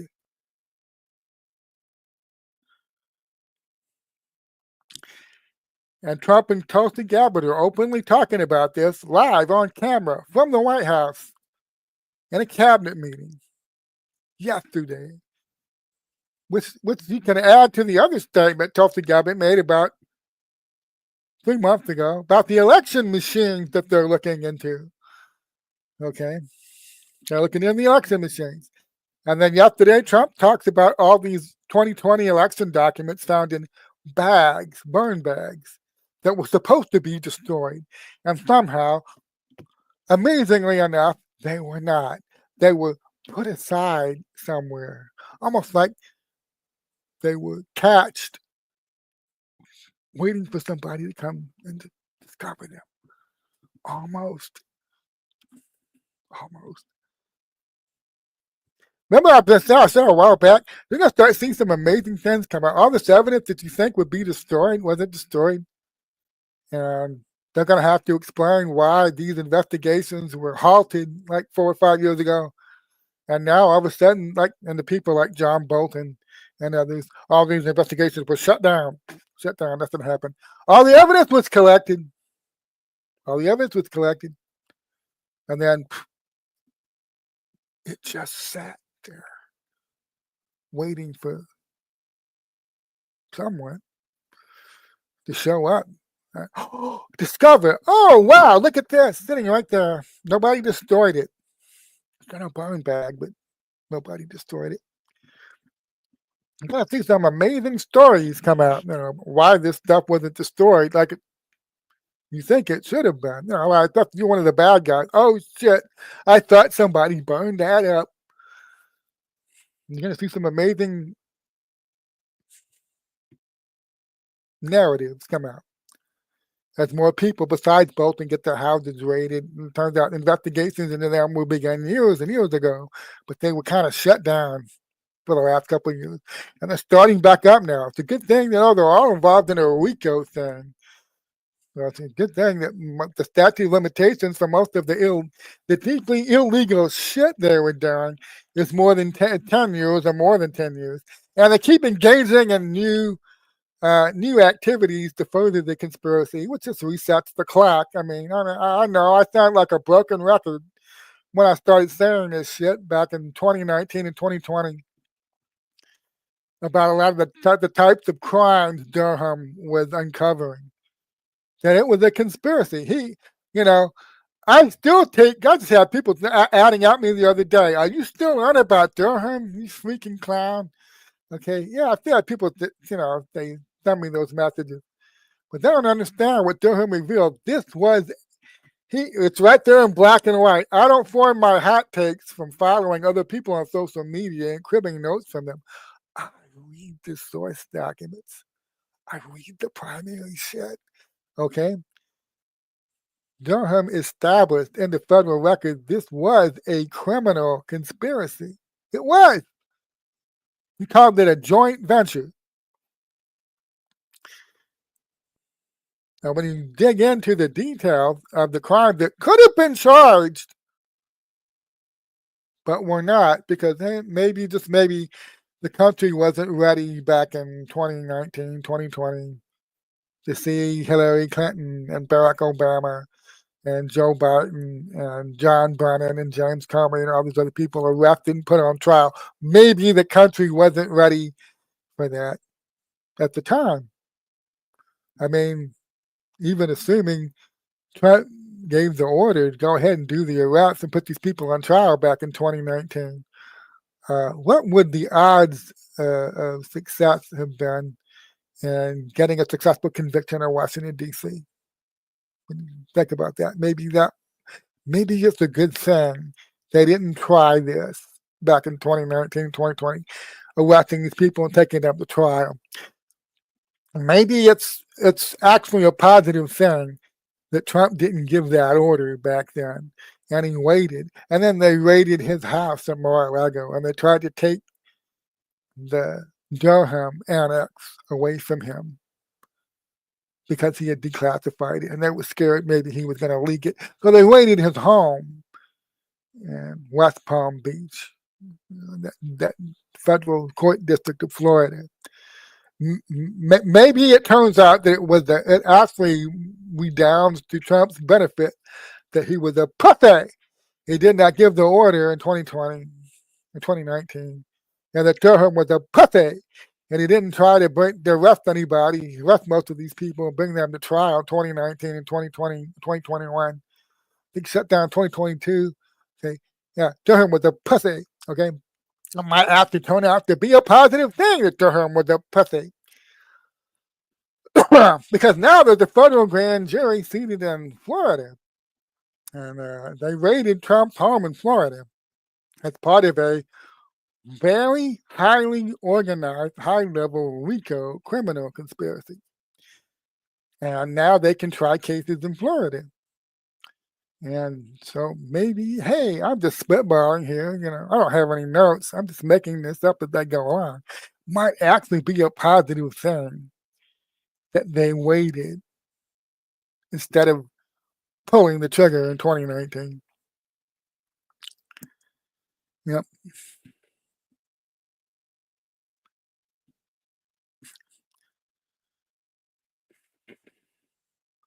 So when people understand they don't have to live like this, they were told for years, they're brainwashed to think, well, it'll never get any better. This is the best we can do with all these officials that somehow keep being reelected, because all these damn Democrats out there keep returning these same assholes to office over and over and over again.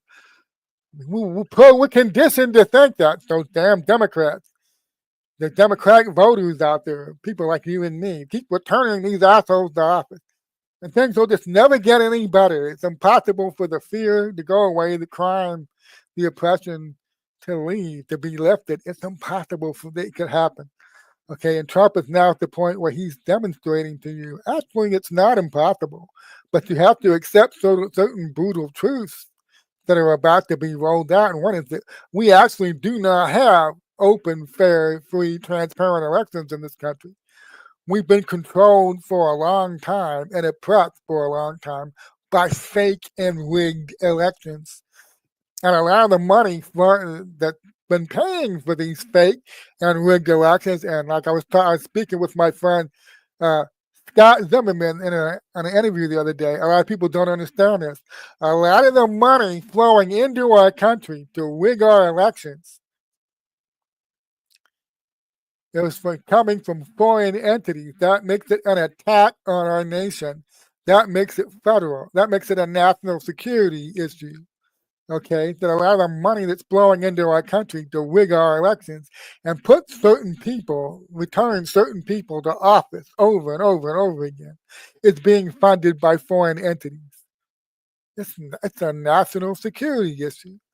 Okay, that's just going to blow people's minds that not only have all these hand-picked people who were part of this corrupt system, not only have they not actually been winning these elections, foreign oligarchs and foreign entities have been sending our money into our country.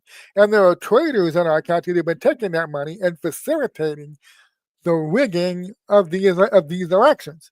And when this comes out, it's going to have some pretty dramatic consequences for certain people in some of these banners that we're talking about. And not just in the blue cities, not just in New York and LA and Chicago. We're talking about Atlanta, some places in maybe Miami, some places in Houston, some places in the Rio Grande Valley, some places in Arizona. Well, our money's been changing hands, and some of it's foreign money, okay, to rig the elections, to ensure people who will play ball with the cabal, the globalist cult cabal, the Luciferian cabal, the people they take money to play ball with these people. Okay, and this is all going to be coming out. And Trump, people say, I see a way Trump could send federals. He federalized DC, yeah, he's able to do that. But I don't see how he could do that in Chicago. Oh, I do. Oh, I do see how Trump could do that in Chicago. Because if you can prove foreign money is involved, maybe Act Blue or some of these other organizations, that's just one of the conduits for the money from overseas that they launder and disguise, and then they send it in there to pay certain NGOs and certain county election officials to help rig the election for the right people. And that comes out, that federalizes. It is a crime. It is a literal crime to do this type of election rigging. If you're taking money from a foreign source, you're rigging election, then you are subverting and sabotaging the election process. And I don't know whether people remember this, but in the first term, Trump wrote an executive order that made our elections infrastructure part of our national security. Because it is. If you're a foreign oligarch, and you've been spending millions of dollars every election to pay off certain people and certain county elections offices to rig the elections for your hand-picked candidates, you are a national security threat, and you will be treated like one if the evidence of what you've been doing ever surfaces. So my ears pricked up when Donald Trump asked Tulsi Gabbard that question yesterday, in that cabinet meeting about the 2020 election documents found in the burn bags, and how Tulsi and her team are currently going through them, and when she and her team are done going through them, she's going to be delivering a briefing to the president. So A lot of people say, "Oh, he'll never be able to do this beyond D.C. He can federalize D.C., but he can't do that in Chicago. He can't do that in New York City." I'll tell you what, you watch the news conferences being given by that guy. I can't remember the name of the mayor of Chicago right now, but you can almost smell the fear rising off of this guy because they know what they've been doing. These people know they don't honestly win shit. They don't. The Democrat voting base is shit. It's tiny compared to the other ones. So the only way they've been able to hold on as things get worse and worse and worse and worse over the decades in Chicago, the only way they've been able to hold on is by rigging the elections. That's the only way. And they're listening to what Trump is saying, what Trump and Tulsi Gabbard are talking about right now. They can see it coming. It's like watching a train come down the tracks, and you thought this would never happen. Yeah, I go ahead and cement my feet to the tracks here. I'm perfectly safe because no train will ever show up. We'll always be in power. We'll always be in control. And then you look up, and here comes the train, and you can't move. You can't move. What are you going to do now? Well, too late. So all these people that know like I said, Act Blue is just one conduit they've been using to pay the ground level people that fill out the fake ballots and do all this shit at the county level. That's how they've been paying for it, all right? And they're watching these developments with Ken Paxton in Texas. They're watching the developments with the Act Blue now investigation going on at the federal level under Pam Bondi, Department of Justice. I guarantee you, a lot of these people in some of these key counties that have been taking oligarchs' money under the table to do fucking things with voter rolls to help rig the elections for the preferred candidates of the oligarchs.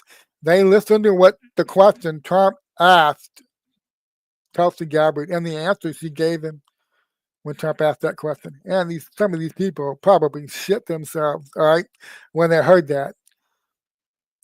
Because they knew, okay, this is the only way they could ever be exposed. It had to come from the federal government coming in and doing an investigation. And of course, that was never going to happen.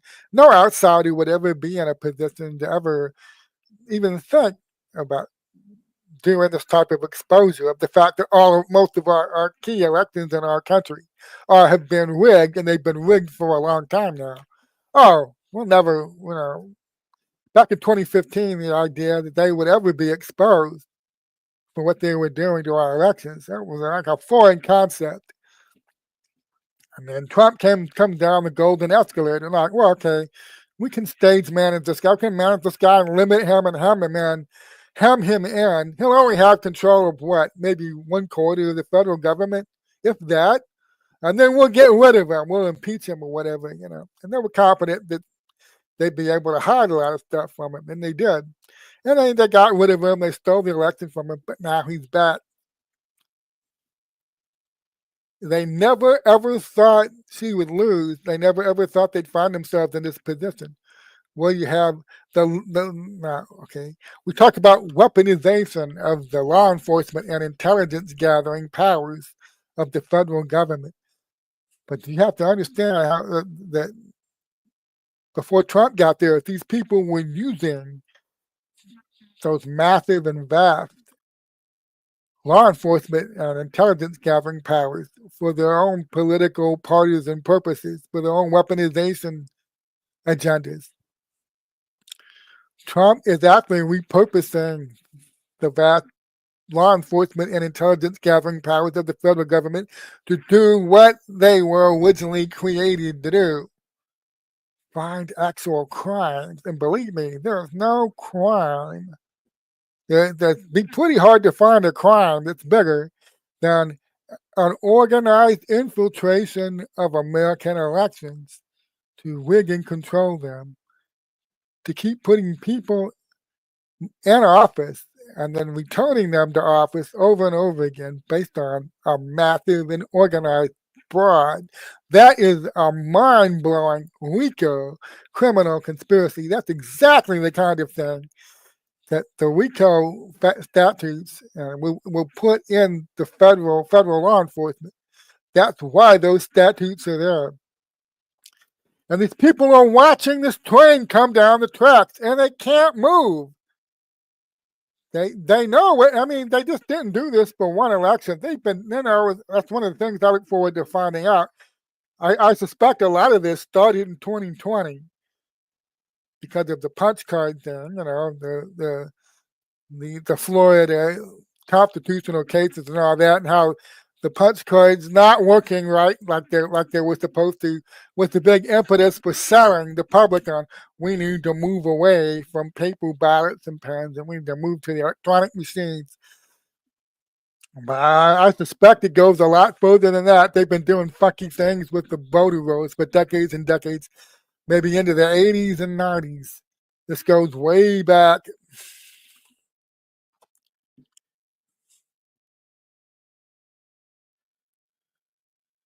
So to get ready to end, I'll end with this. There are massive changes coming to America, and they're not all just political. There are a lot of people that are looking around DC right now, and they're starting to understand the fear. That, to give you an idea how evil this is, the fear and that oppressive fear in that city was deliberately engineered. The people who kept being from that system, the faces changed, but the system remains the same. The people in that system who deliberately created that fear and that oppression in Washington, D.C., they were doing that for very deliberate reasons. They wanted people living in fear. They wanted people to feel that impression. It made it easier to control them, okay? And now what Trump is demonstrating in D.C. is he's showing everybody in D.C., even his enemy, even people who are still brainwashed, but they're going out there and saying, wow, we don't have to live the way we've been living all these years. We had it, drummed into our heads that it could never get any better. They were just slowly trying to keep it from getting worse over time. We'll never make any type of a comeback. It's impossible to come back and have things to be like they were in the 50s and 60s. It's impossible. It will never happen. At best, the most we can hope for is that they slow down the decay, the disintegration. They slow it down. That's the best we can hope for. And they've had this drummed into their heads for decades.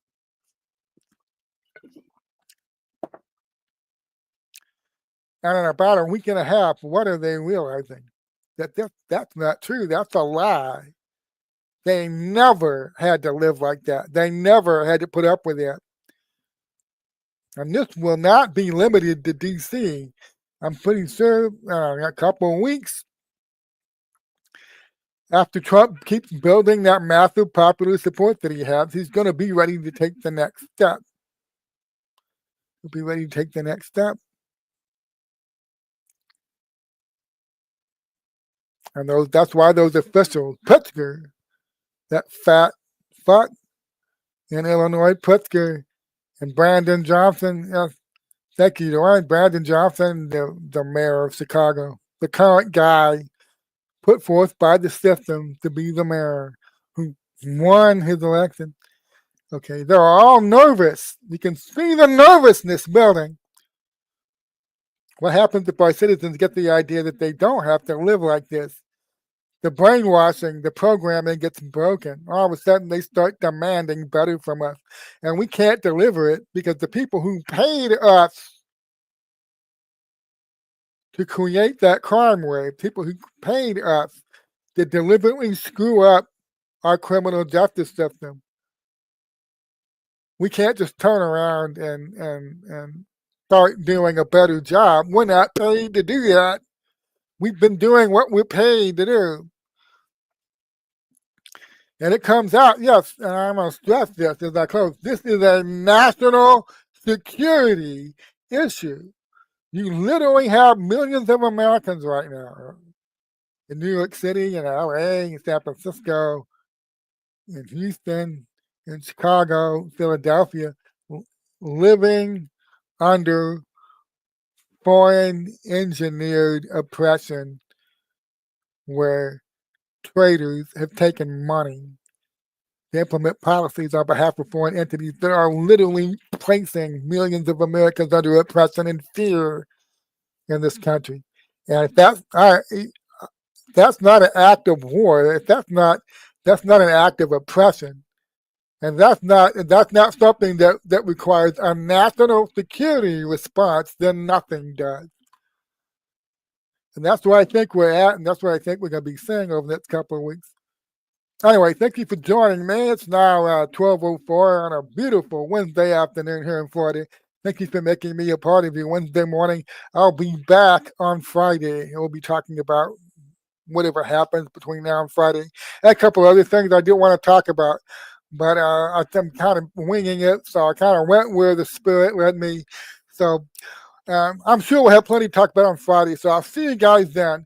Until then, remember, we're all dangerous with coffee. The more coffee we drink, the more we wake up, and the more we see things more accurately, and the more we change our programming, and the more we wake up.